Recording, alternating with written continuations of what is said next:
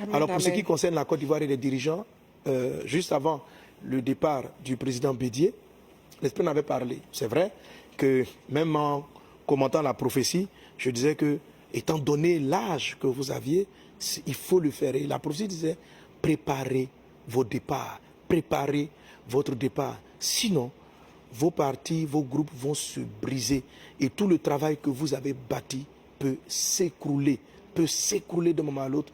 Donc, préparez cela, préparez. Et c'était donc un conseil prophétique. C'était un conseil prophétique.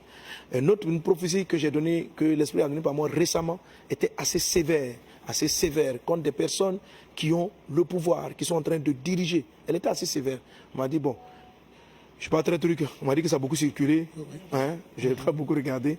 Mais quelle que soit la sévérité d'une prophétie, elle vise à la repentance. Alors, si tu as le pouvoir, si tu diriges et que tu sais dans ton fort intérieur, devant Dieu, que tu es reprochable, tu n'es pas en train de diriger comme tu dois le faire, tu prends ce qui n'est pas à toi, et que par ces actes-là, tu mets la vie de beaucoup de gens en danger, tu mets la vie de beaucoup de gens en danger, il faut te repentir, il faut te repentir. Ces vidéos-là, des ensembles prophétiques te révèlent que Dieu parle et la chose arrive.